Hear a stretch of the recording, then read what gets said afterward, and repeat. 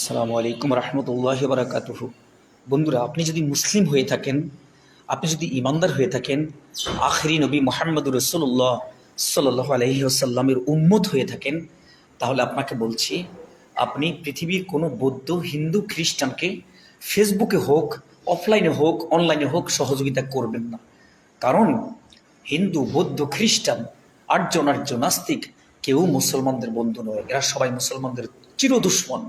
অতএব দুশ্মনকে যদি আপনি সহযোগিতা করেন, তাহলে আপনি মহান আল্লাহ রাব্বুল আলামিনের দরবারে কিয়ামতের ময়দানে কঠিনভাবে আপনাকে শাস্তি পেতে হবে। আপনাকে কাফের হয়ে কবরে, হাসরে, মিজানে চলে যেতে হতে পারে।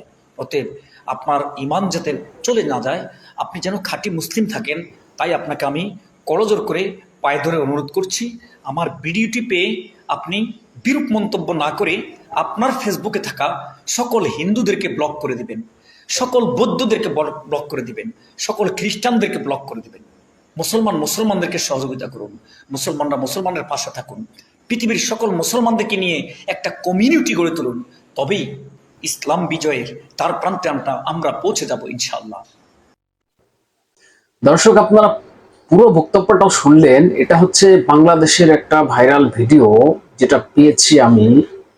এই হুজুর না কি বলবেন একে, যে বলছেন পুরো হিন্দু, বৌদ্ধ, খ্রিস্টান চৌন তারা হচ্ছে মুসলিমদের শত্রু, এটাই বলার চেষ্টা করলেন। আর আমি দর্শক যেটা বলবো, বাংলাদেশের এই ঘটনা, একের পর এক ঘটনা আপনারা দেখছেন, কিন্তু সেই ঘটনাগুলো আমাদের পশ্চিমবঙ্গে ঘটে চলেছে একের পর এক। তবে শুভেন্দু অধিকারী যে ডাকটা দিয়েছেন দুনিয়ার হিন্দু এক হও, তা না হলে এইরকম এইরকম দেখতে পেয়েছেন তো বাংলাদেশ থেকে কেমন হুঁশিয়ারি দিচ্ছেন, কেমন এদের মন মানসিকতা।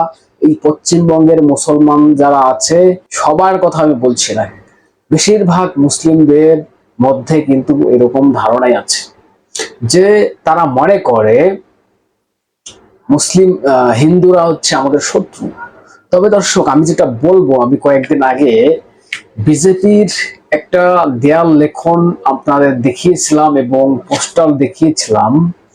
এই রাজ্যে, আমাদের রাজ্যে যেভাবে মুসলিমদের অত্যাচার চলছে, তার জন্য শুভেন্দু অধিকারী যেভাবে লড়াই করছে হিন্দুদের পাশে দাঁড়িয়ে, পাশে থেকে, এবং স্লোগান দেওয়া হচ্ছে 2026-এর ভোটকে কেন্দ্র করে যে হিন্দু হিন্দু ভাই ভাই, এরকম পোস্টারও বিজেপি টানিয়েছেন, দেয়াল লেখনও করেছে।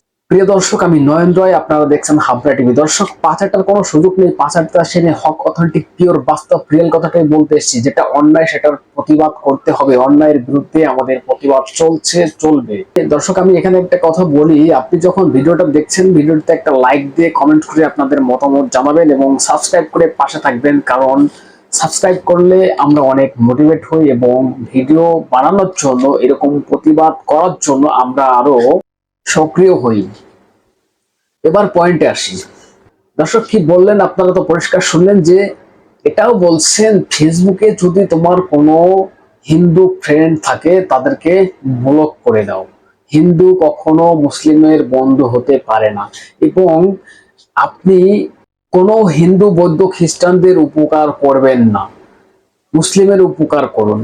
কোনো হিন্দু, বৌদ্ধ, খ্রিস্টানের উপকার করলে এটা হচ্ছে গোনাহ।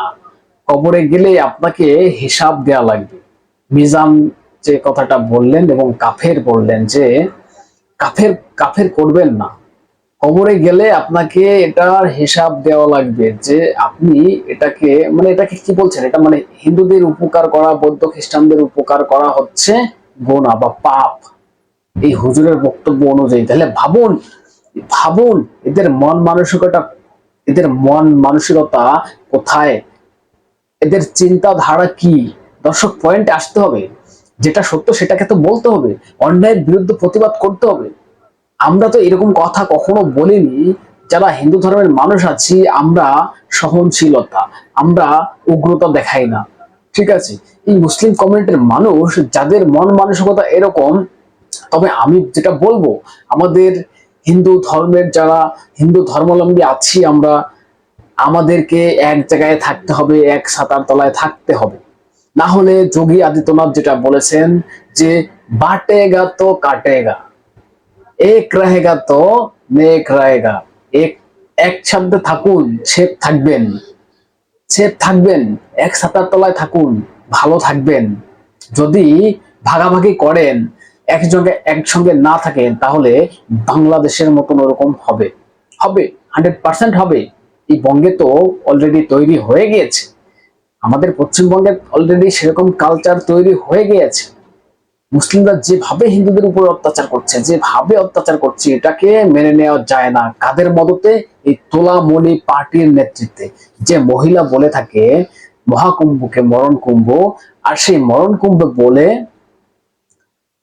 চলে যায় ইফতার পার্টিতে, হিন্দুদের মনে আঘাত দিয়ে, কষ্ট দিয়ে চলে গিয়েছে ইফতার পার্টিতে, মাথায় একটা ঘোমটা দিয়ে, রোজা না রেখে চাকুম চুকুম করে ইফতার করে এসেছেন সেদিন। কেন?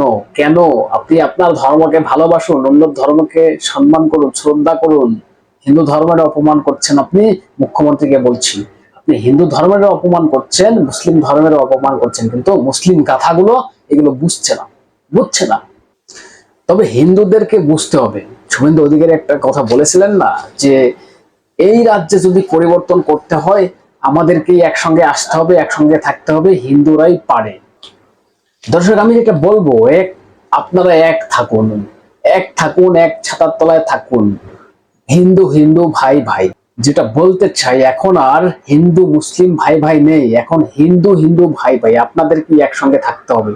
যদি সেফ থাকতে হয় এই রাজ্যে, বাংলাদেশ কালচার যদি দেখতে না চান, তাহলে একসঙ্গে থাকুন। একসঙ্গে না থাকলে বাংলাদেশের মতন পরিস্থিতি হবে। দর্শক, কি বলবেন?